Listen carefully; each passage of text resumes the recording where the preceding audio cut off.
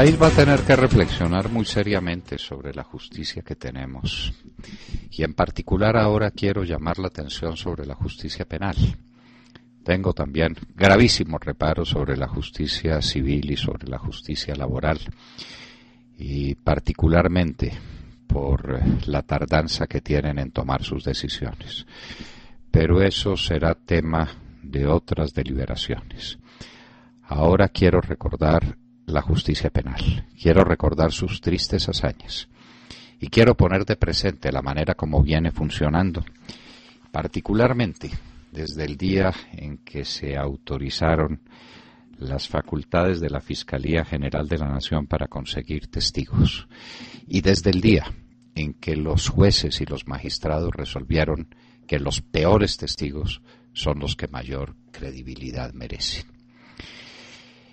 Empezamos nuestra síntesis por lo que se llamó la parapolítica, que es un tema que nunca hemos abandonado en la hora de la verdad y que particularmente su director llevará hasta sus últimas consecuencias, la llamada parapolítica.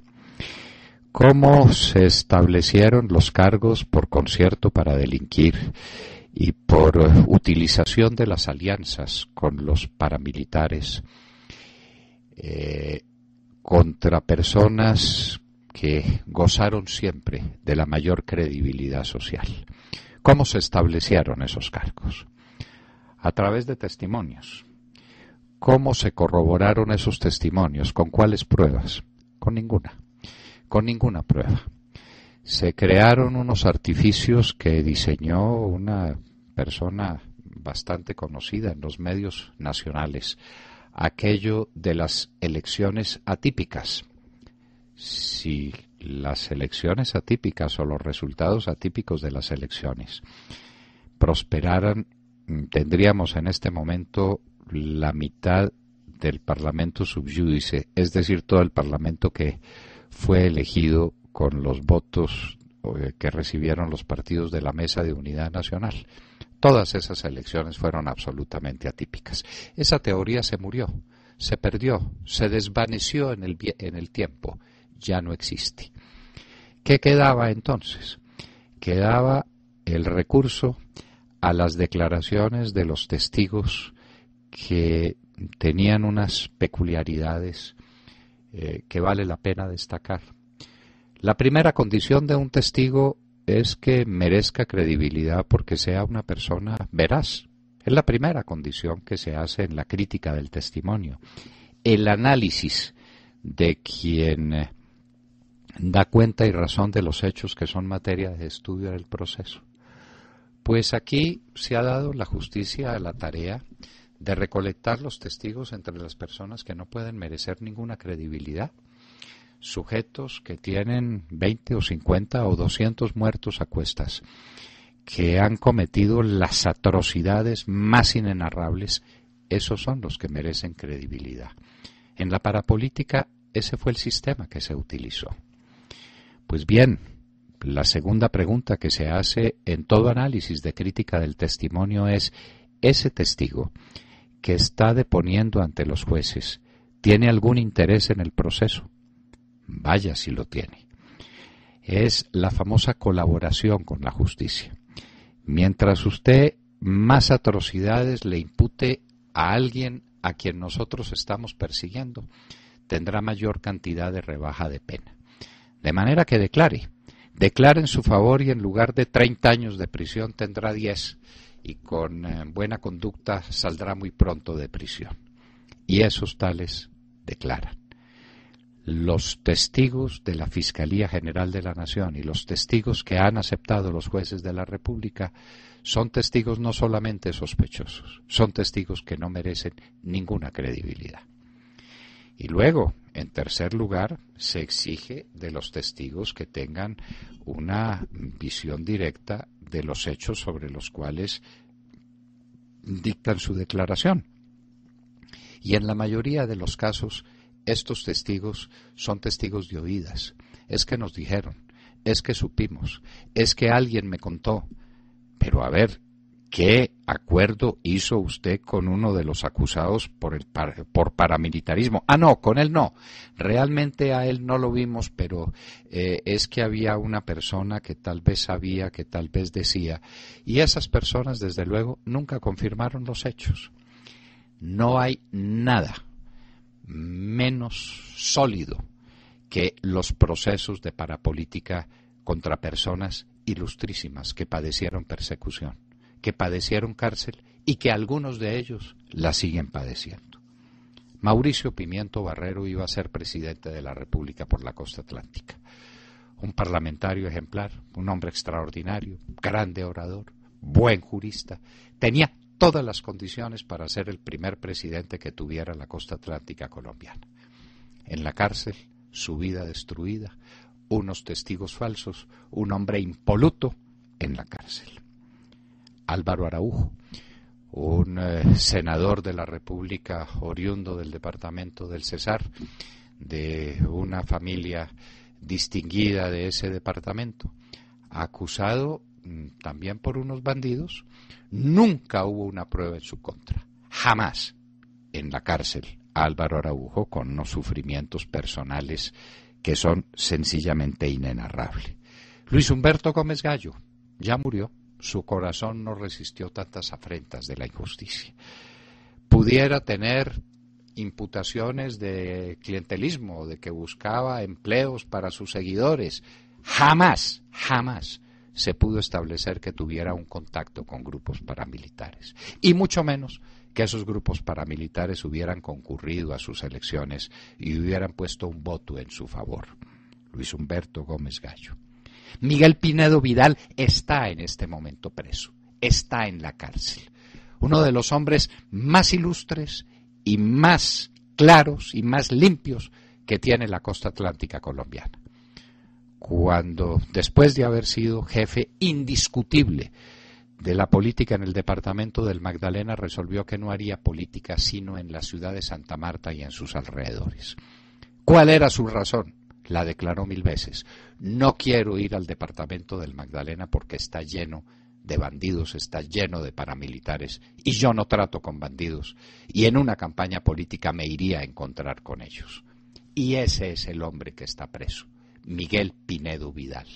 Unos testimonios infames sobre una supuesta alianza por allá en una vereda de Santa Marta que le hubieran dejado en el mejor de los casos 100 o 200 votos. Un artificio infame contra un hombre digno. Mario Uribe Escobar.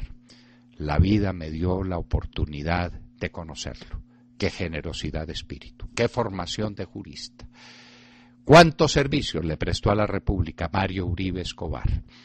El hombre que tenía más votos para llegar al Senado de la República cuantas veces le hubiera dado la gana. Bastó una elección atípica, de esas que supuestamente no podía resistir la lógica electoral que trazaban los magistrados de la Corte Suprema de Justicia como les daba la gana, o la Corporación Arcoíris como se la imaginaba, y la política no podía cambiar.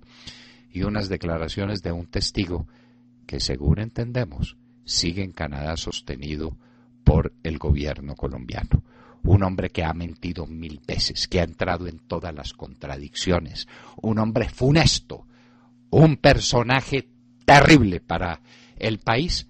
Ese fue el que acusó a Mario Uribe Escobar. Y pasó la parapolítica, y las cosas saltaron a los oficiales del Ejército de Colombia, y a los oficiales más distinguidos, al pacificador de Urabá, Rito Alejo del Río, a Hernán Mejía Gutiérrez, el mejor combatiente de América, el hombre que tiene las más altas calificaciones en todo el continente por sus servicios a la República, acribillado a balazos en el Palacio de Justicia cuando era un joven oficial, salvó su vida de milagro, rescató el departamento del Cesar de las garras de los paramilitares y de los guerrilleros, combatió contra todos, preso por el testimonio de un hombre tan vil que fue sorprendido por él robándosele las armas al batallón La Popa. Ese es el testigo que milita contra un hombre grande, intachable, el coronel Hernán Mejía Gutiérrez. Luis Alfonso Plazas Vega, ¿para qué, si ustedes lo acaban de oír, para qué nos extendemos en su biografía y en las condiciones de su cautiverio infame? El general Arias Cabrales, uno de los hombres más pulcros, más decentes, más limpios de los que ha podido gozar el ejército de Colombia, preso por una desaparición de unas personas que nunca desaparecieron. En cumplimiento de su deber, rescató de las garras de la subversión inicua el Palacio de Justicia y en cumplimiento de su deber cayó como un prisionero más. Y ahora tenemos las figuras de Bernardo Moreno, exsecretario general de la Presidencia de la República, preso por unas chuzadas que no se han podido comprobar. No hay ni siquiera una chuzada, pero Bernardo Moreno sí estuvo preso y sigue siendo juzgado. Andrés Felipe Arias, uno de los jóvenes más prominentes de la política colombiana, un grande economista, sirvió al Ministerio de Hacienda con Alberto Carrasquilla y con Roberto Junguito y salvaron la economía colombiana. Y luego sirvió el Ministerio de Justicia con abnegación y con celo. Su obra, 1 millón de hectáreas adicionales al servicio de la agricultura colombiana, 5 millones de toneladas de alimentos, que siguen siendo alimentos que llegan a la mesa del comedor de los colombianos, permitiéndoles tener una vida digna. Sus acusaciones es que celebró un contrato indebido en favor de un tercero.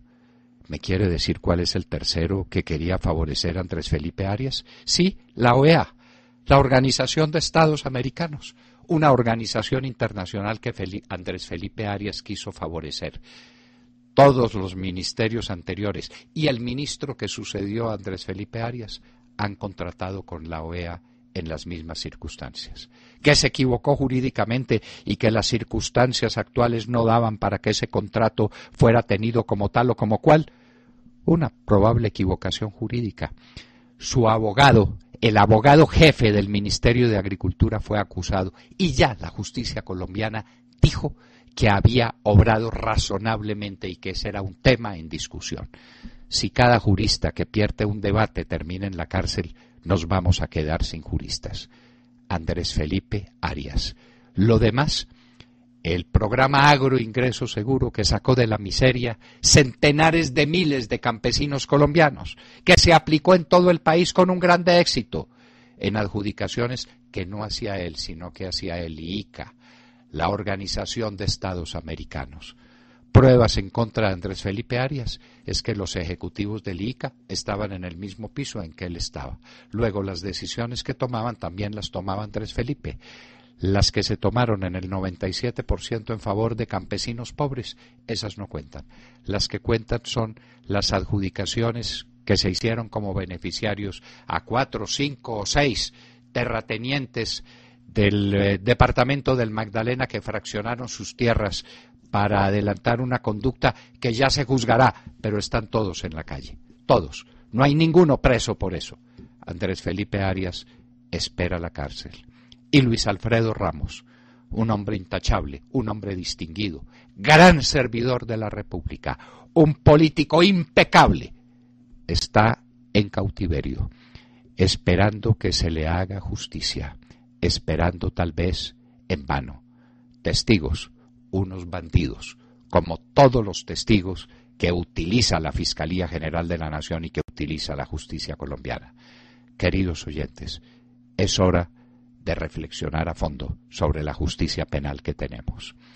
Es hora de reflexionar sobre ella y sobre cómo los bandidos reciben tratamientos de excepción y la gente más honesta, más pulcra, mejor servidora de los intereses nacionales, termina en la cárcel. El país tiene que reflexionar sobre su justicia penal y tiene que juzgar a la justicia. Ay de un juez que comete una iniquidad. Contra él no tendrá el Señor compasión. Pero los pueblos que sufren, los jueces injustos, tienen que mirar a cuáles abismos los conduce la injusticia. La justicia penal tiene que ser nuestro tema, y no solamente el tema fugaz de un editorial de prensa, sino un tema profundo que los colombianos examinen a fondo.